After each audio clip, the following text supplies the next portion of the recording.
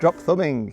It's one of those cool techniques where we just drop our thumb down on those inner strings and almost instantly it increases our melody by 25% with that extra melody note on the upbeat.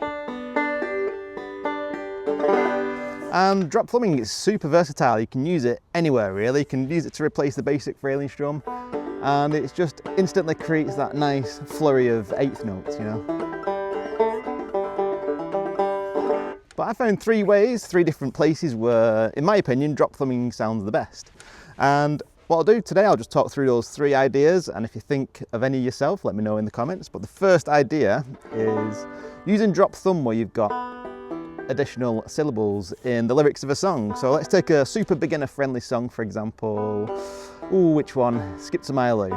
It's usually the first song that most beginners start with. Skip to my Lou. Lou, Lou, skip to my Lou. Lou, Lou, skip to my Lou. Lou, Lou, skip to my Lou. Skip to my Lou, my darling. Now let's just take that song and we'll just tweak it a bit. And what we'll do, we'll add an extra melody note. We'll actually add an extra syllable to the lyrics, Skip to My Lou. So this time I'm going to play the same song again. But instead of skip to my Lou, we're going to say skipping to my Lou. So skip-ing, so we're adding ing as the extra syllable. So it'll sound like this. Lou, Lou, skipping to my Lou. Lou, Lou, skipping to my Lou.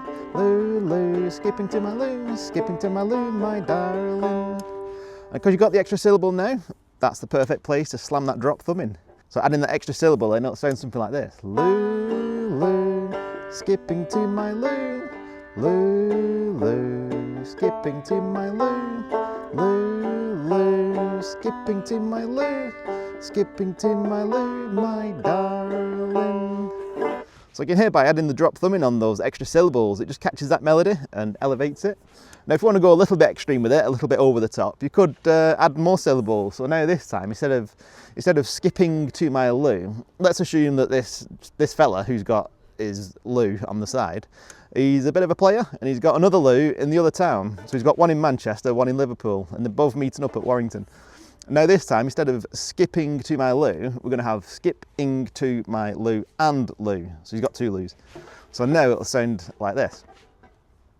Lou, Lou, skipping to my Lou and Lou and Lou, Lou. Skipping to my Lou and Lou and Lou, Lou. Skipping to my Lou and Lou and skipping to my Lou, my darling.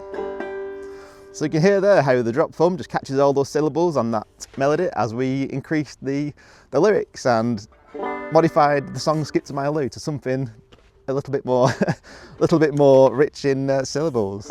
So that's the first location, in my opinion, where drop thumbing just seems to work. It just seems to work.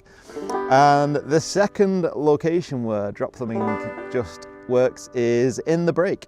Now, when you play a banjo song, it's always worth having two versions of the same song in your pocket. So let's take the tune Cripple Creek, for example. I got a girl and she is sweet.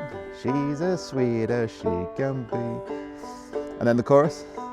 Going down a Cripple Creek, going on a run. Going down a Cripple Creek to have some fun. Going down a Cripple Creek, going on a whirl. Going down a Cripple Creek to see my girl. So you can see I'm just frailing, nice and slow. And all I'm doing is simple melody notes,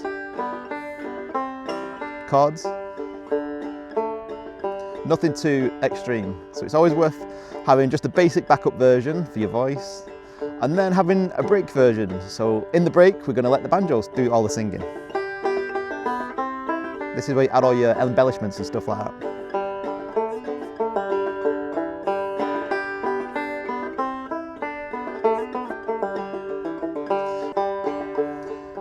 And then in the break, why not add some of that drop thumbing in there?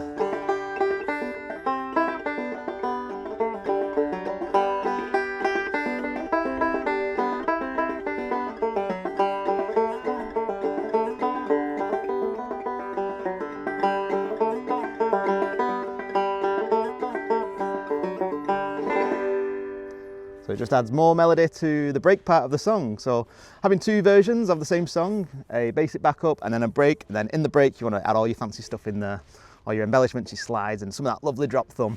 Oh, you might have noticed, by the way, that there's no adverts on my videos anymore. I've turned all the adverts off because not too long ago I got monetized, which means I can earn a little bit of coins, you know, for creating these YouTube videos. But I've turned it all off now, and there's a reason for that.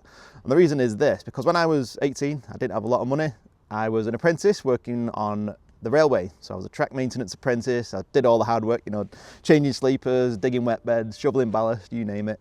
And I was on an apprentice wage, so I wasn't earning much, but what I did, I saved up for 2 months to buy my first ever banjo. And I got it home from the music shop. I sat in my mum's front room, because I lived at my mum's at the time, obviously at 18, and I started with my finger picks and my DVD, and I sat there for the best part of 18 months, just picking away, just trying my best. And after 18 months, I pretty much give up. And the reason for that was I wasn't feeling it. I wasn't feeling the music coming through. Rather than feeling like I was actually playing music on the banjo, I felt like I was just following instructions. So I was done with it, and I very nearly sold my first banjo for a copy of Call of Duty Modern Warfare 1. But luckily I didn't, and sometime after that I discovered a video on YouTube which was clawhammer banjo for beginners, frailing banjo. And I watched this video and I was thinking, how is he doing that with finger picks? And it turns out you can play the banjo without finger picks. You can frail.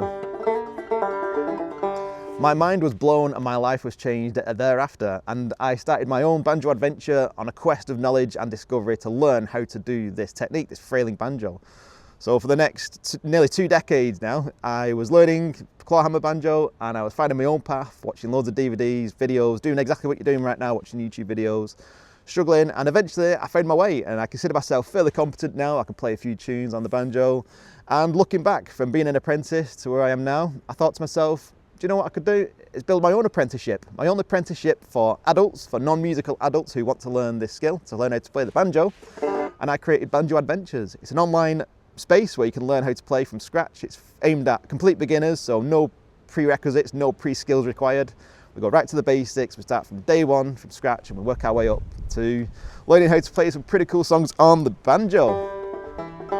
So if that sounds like the sort of thing you're after, or maybe you know somebody who wants to learn how to play the banjo, or maybe you just want a fresh start, go back to day one and start all over again and learn some new skills along the way, check out banjoadventures.com.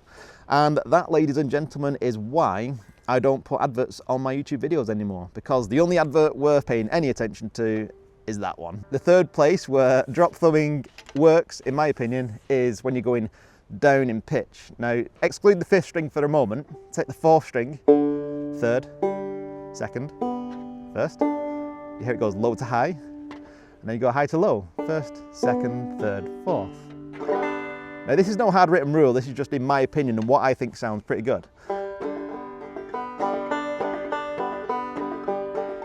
Low to high, high to low. In my opinion, when you go from high to low, it sounds better when you drop thumb it.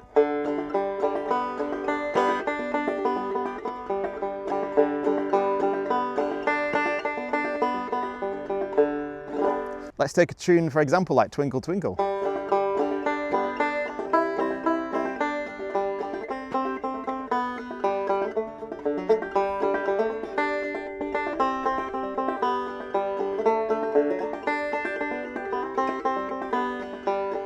So you can hear when I'm going down the scale,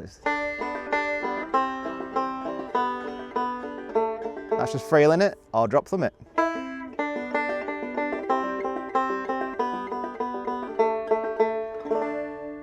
Let's talk about that scale a little bit more, the G major scale.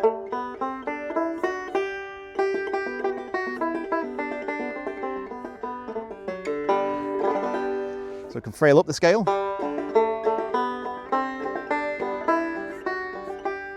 And we can drop them down the scale.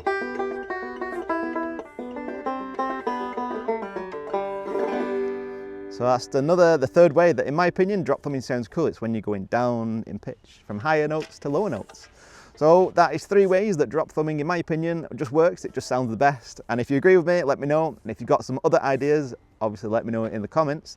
And if you want to learn a cool new song, Waltzing Matilda, check out that video there. Or if you want to learn another song, Soldier's Joy, check out that video there. And I'll see you on the next Banjo Adventures video.